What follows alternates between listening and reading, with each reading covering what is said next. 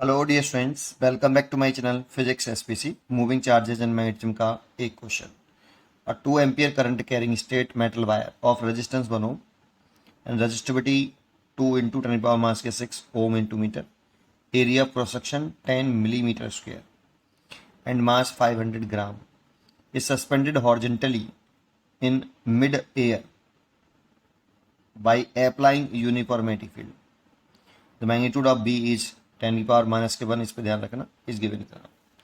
Solution देखो, question में कह रहा है कि हमारे पास एक वायर है, ये इस वायर में करंट फ्लो कर रही है 2 ampere.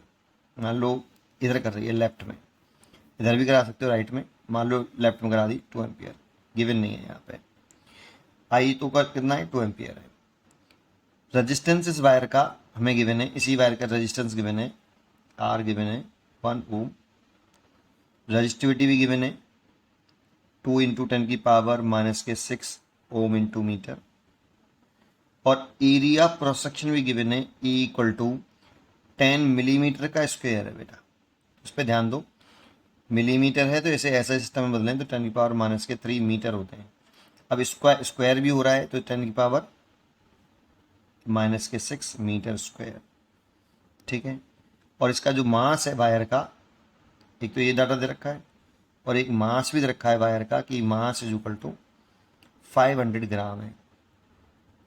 That means 5/100/1000 kg, 1/2 kg, ठीक है, इतना मास है। अब चाहता क्या है कि इसे मिड एयर में बैलेंस करना चाहता है, किसके द्वारा?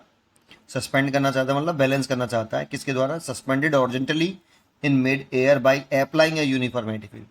मैग्नेटिक फील्ड अप्लाई करें जिससे ये सस्पेंड हो जाए। तो एक तो इस पर अर्थ फोर्स लगा रही होगी ये mg, ठीक है।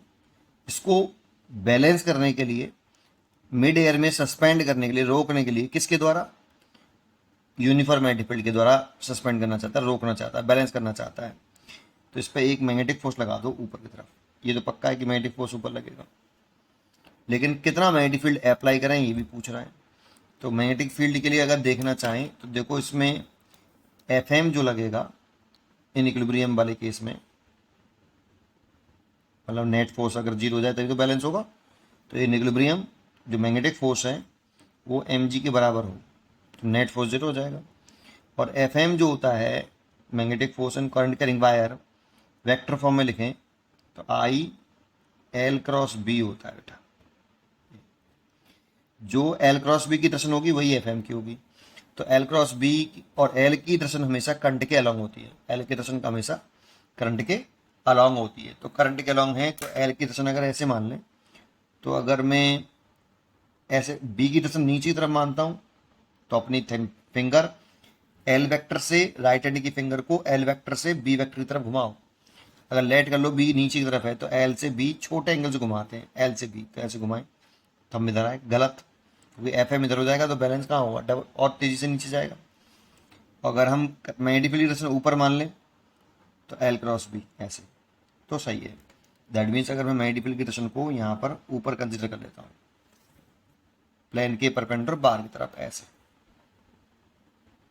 मैग्नेटिक फील्ड अगर ऐसे मान लिया जाए तो L क्रॉस B करें तो L की डायरेक्शन ये हो गई और B की ये हो गई।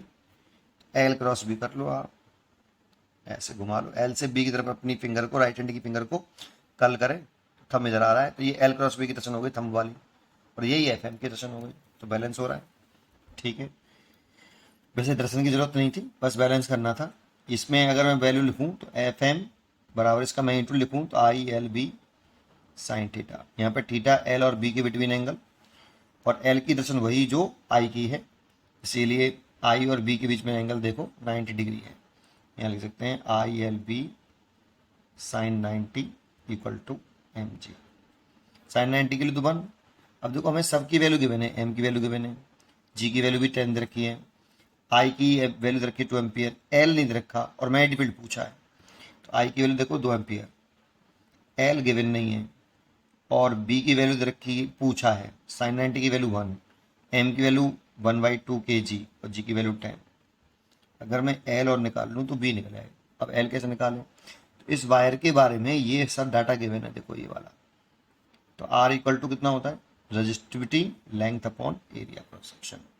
रजिस्टिविटी दे रखी है 2 इंटू 10 की पावर -6 है ना, और रजिस्टेंस रखा है 1 ओम।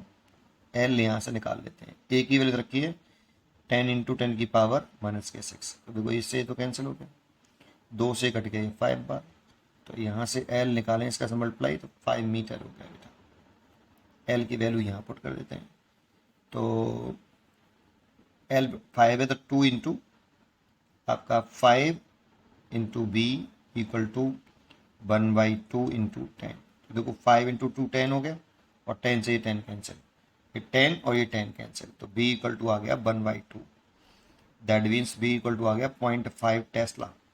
अब ये मत आंसर मत लिख देना 0.5 टेस्ला, क्योंकि देखो यहाँ पे ये दे रखा है अलग से, तो इसे लिख सकते हैं 5 इंटू 10 की पावर -1 टेस्ला। तो इसको हटा लो यहाँ से, देखो ये ना, तो इसकी यहाँ पे जगह पे आएगा 5। आंसर हो गया। पढ़ते रहिए और खुश रहिए।